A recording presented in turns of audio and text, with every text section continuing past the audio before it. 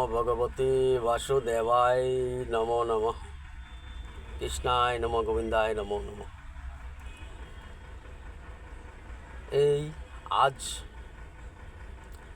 ব্রহ্মা বিষ্ণু মহেশ্বর আমরা সবাইকে নিয়ে আমি সাধারণ এক গীতা পাঠক হিসাবে যতটুকু আমি পারি আপনাদের মধ্যে আলোচনা রাখতে চাই। সবারই মঙ্গলের জন্য আমি কিছু আলোচনা করতে চাই, সবার যেন মঙ্গল হয়। হরে কৃষ্ণ। দেখেন, আমরা সবাই যাই ভাগবত, গীতা, বিষ্ণু পুরাণ যতই কিছু আপনি শুনেন ততই মঙ্গল। যদি শুনতে না পারেন, মনটাকে ঠাকুরের দিকে ভক্তি রাখুন। দেখুন, বিভিন্ন কার্যের মাধ্যম থেকেও অনেক কিছু উপকৃত হবে। আমরা ঠাকুর, ভগবান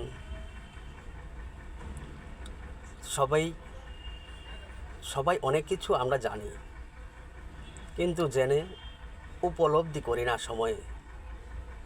আমাদের প্রত্যেকটি জীবনে মানুষ যে ভগবান বানিয়ে দিয়েছেন, আমরা অনেকেই ভুলে গেছি কি করণীয় আছে, কি করতে হবে। আমরা যে ভগবান মানুষ রূপে এখানে জন্ম দিয়েছেন, আমরা কি ততটুকু জন্ম এখানে আমরা থাকে কি পালন সঠিকভাবে করতে পেরেছি? আমি সাধারণ এক ব্যক্তি। অনেকে আছেন বিভিন্ন রকম পোশাক, বিভিন্ন রকম ড্রেস লাগিয়ে বক্তব্য দিতে পারেন ভালো। আমি আমার মতো নর্মালি মানবের মধ্যে থেকে সবার আনন্দের জন্য কিছু হয়তো আপনাকে মনটা সান্ত্বনা দিতে চাই। আপনারা বুঝবেন যে আমরা গুরুদেব যেই আলোচনা করেন, আমরা গুরুদেবের সম্বন্ধে কেন বুঝতে চাই না? বুঝতে হবে, সব বুঝতে হবে। যদি বুঝতে না পারেন, আপনি মনে রাখবেন আপনি কোনো কর্মতে ঠিক রাখতে পারছেন না। তার জন্য বলছি,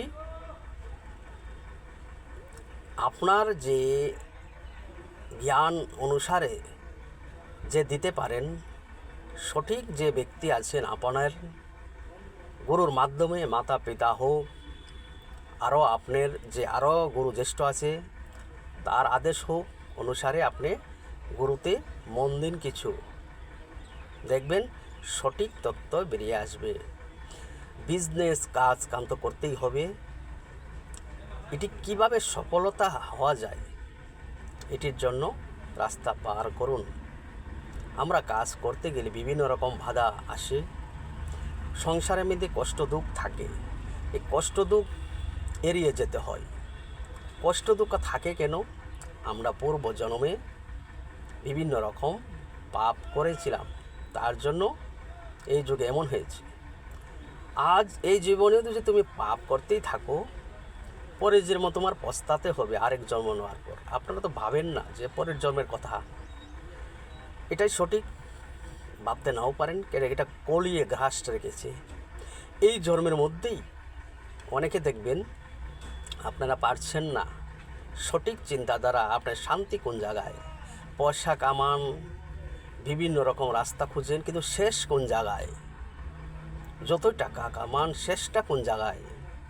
করণীয় কি আছে? লাস্ট মুহূর্তে কই যাবেন আপনি? কি করণীয় আপনার? এটা ভাবতে দিন, দেখবেন সময় কাজে লাগবে। আপনার খুব শান্তি পাবেন। আগের থেকেই বোঝুন, মানুষ ছোট থেকে যদি ঠাকুর ভক্ত হয়, আত্মাতে শান্তি পাওয়া যায়। যে কোনো কাজ করবেন আপনি শান্তি পাবেন। এই শান্তিটা ততটুকু বুঝবেন দুজি বড় জ্যেষ্ঠর আপনি কথা মতে চলেন। তার জন্যই বলি, আগে গুরু ধরুন, গুরুর নাম নিয়ে যে কোনো কাজ করুন, দেখুন আপনার সফলতা থাকবেই, বাধা নিষেধ থাকবে না। আমরা ব্রহ্মা বিষ্ণু মহেশ্বর 3 রূপে সবাই জানি, কিন্তু করণীয় কি কি, 3 জন কে এটা কি আমরা জানি? আমরা জানি, এতটুকুই জানি আমরা ব্রহ্মা বিষ্ণু মহেশ্বর 3 জনই আমাদের ধর্মর কাজে যুক্ত আছেন। কর্ম, নিষ্ঠা, জ্ঞান সব কিছু দেন, কিন্তু তাদের কি করণীয় আর তোমার কি করণীয় এটি বুঝবার অনেক কিছু আছে। তাই বলছি, কিছু বিস্তৃতভাবে বলছি, বেশি তো বলতে পারি নাই। বসি বলতে আমার সারা জীবন গেল, আমি ঠাকুরের বিষয়ে অতটুকু আমি বলতে পারবো না। যতটুকু সম্ভব ঠাকুরে আমার মন দিয়ে যদ্দূর শোনান, আমি বলছি না, কৃষ্ণের আজ্ঞায় আলোচনার মাধ্যমে আমার মুখ দিয়ে ভার হয়েছে, এতটুকু আমি বলতে পারি। যতটুকু বুঝি এতটুকু বলবো। ঠাকুর ইচ্ছা, ভগবানের ইচ্ছা, কৃষ্ণ রাধে কৃষ্ণর ইচ্ছা যে আমরা বিষ্ণুকে এখানে দিন জন্মিয়েছেন, তাই নিয়ে মানুষ জন্ম দেওয়ার পর কৃষ্ণ অবতার রূপে এখানে দিয়েছেন, কর্ম দেখিয়ে দিয়েছেন কিভাবে করতে হয়, কিভাবে বুঝতে হয়, হাসি মুখে কিভাবে জীবন কাটিতে হয়, দুঃখ সুখ মিলিয়ে কিভাবে চলতে হয়, আনন্দে কিভাবে থাকতে হয়, কৃষ্ণ বুঝিয়ে দিয়েছেন। আর যে ব্রহ্মাকে যে দিয়েছেন, কৃষ্ণের মধ্যেই ব্রহ্মা অবস্থিত আছেন। কৃষ্ণ যা বলে এখান থেকে ব্রহ্ম জ্ঞান এখান থেকে আসে। যেই ব্রহ্মা বলেছিলেন জ্ঞান, আমাদের যে জ্ঞানটা থাকে এটার রাস্তা একটা না দুটা থাকে, একটা অজ্ঞান, একটা সুজ্ঞান। তা অজ্ঞান যারা থাকে এরা তো কাজ ভালো হয় না।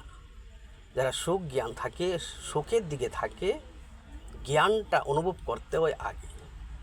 জ্ঞানটা ঠাকুরে দিয়েছেন, অনুভব করলে সুখ পাওয়া যায়। এই জ্ঞানটার মাধ্যমে আপনি চেষ্টা করতে পারবেন কি করলে আপনার রাস্তা বার হইবে। তার জন্য জ্ঞানটা অনুভব করতে হয়। জ্ঞানটা এমনি আসে না, ঠাকুর নাম যখন ভক্তি ভজনা করুন, দেখবেন জ্ঞান ধীরে ধীরে ধীরে ধীরে আপনার স্থির হয়ে গেছে। এই জ্ঞান ব্রহ্মা এই যে মহাদেব, দেবের দেব মহাদেব আমাদের। তাই আমরা যে ধৈর্য, আমাদের নিষ্ঠা, এই যে ধৈর্য নিষ্ঠাভাবে চলি আমরা, ধৈর্য নিষ্ঠাভাবে, সেই ধৈর্য নিষ্ঠাটা মহাদেব দিয়েছেন। এই তব নারায়ণের মধ্যেই পাওয়া যায়, এখানে মহাদেব অবস্থিত আছেন। মহাদেব আমাদের তব জ্ঞান অথবা শক্তি সব কিছুর মধ্যে আছেন। যে আমরা তপ করি, তপস্বিক যারা, সন্ন্যাসী যারা, তারা যারা তপ করে, তপের মাধ্যমে মহাদেবের আশীর্বাদ প্রাপ্ত।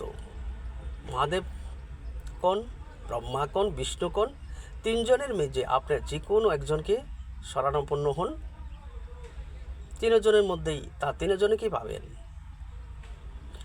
কিন্তু বিষ্ণু যে কৃষ্ণ রূপে জগৎ পালক, তাইনের দায়িত্ব জগৎ পালক, আমাদের পালক, তাইনে আমাদেরকে পালে রাখেন। তার জন্য যাকেই আপনি বুঝবেন, এই ভক্তিটা কৃষ্ণর মধ্যেই আসবে। মহাদেবকে বুঝুন, কৃষ্ণর মধ্যে আসবে। ব্রহ্মাকে বুঝুন, কৃষ্ণর মধ্যে আসবে। তাই নেই নারায়ণ। আপনি দুজি কোনো ক্ষেত্রে ঠাকুরকে নিয়ম মাফিক ভক্তি ভজনা করেন, শক্তি যে কোনো কালী, দুর্গা, সরস্বতী, লক্ষ্মী যে কোনো বোঝেন, সব এক জায়গাতেই পাবেন, কৃষ্ণর কাছেই পাবেন। কে কৃষ্ণর কাছে? রাধে। রাধের সঙ্গেই সর্ব শক্তি যোগ আছেন একসাথে। তাই বলছি, সবাই একসাথে যোগ হয়ে কৃষ্ণর আলোচনা করুন, কৃষ্ণর অনুভব আলোচনাটা আপনার মধ্যে রাখুন। দেখবেন শান্তিময় হবেন, পাপ দূর হবে, কোনো পাপ থাকবে না। নিষ্ঠা অনুসারে ভজনা করুন, দেখবেন আপনি ধীরে ধীরে নিষ্ঠা সহকারে জানবেন তাদের আজ্ঞা কি কি করণীয়, কি কি আপনি ধীরে ধীরে জানবেন। যদি কোনো পাপ কাজ করিয়ে থাকেন, ঠাকুরকে ভুল মার্জনা করবেন ঠাকুরের সামনে, যেমন আপনার ভুল না হয়। আর যেটা হয়েছে তো হয়েছে, আপনার জন্য সুখে দিন কাটায় মাপ চাইয়ে নেবেন ঠাকুরের কাছে। দেখবেন দিনে দিনে আপনার রাস্তাটা সঠিক হয়ে যাবে। এটি বুঝতে হয়, অনেক কিছু বোঝার আছে। ঠাকুর উপলব্ধি করুন, দেখবেন সুখী হবে। কৃষ্ণ নাম জয়রূপ যুক্ত করুন, সুখে থাকুন, আনন্দে থাকুন। যদি আমার কোনো ভুল ত্রুটি হয়ে থাকে মাফ করবেন। আমি যতটুকু পারছি আমি অতটুকু বলছি, চেষ্টা করব পরে আবার যত আরও আটটুক বুঝিয়ে বলতে পারি। তার জন্য আজকে অতটুকুই। হরে কৃষ্ণ, হরে রাম, রাম রাম হরে হরে। জয় গীতা, জয় গীতা, জয় গীতা।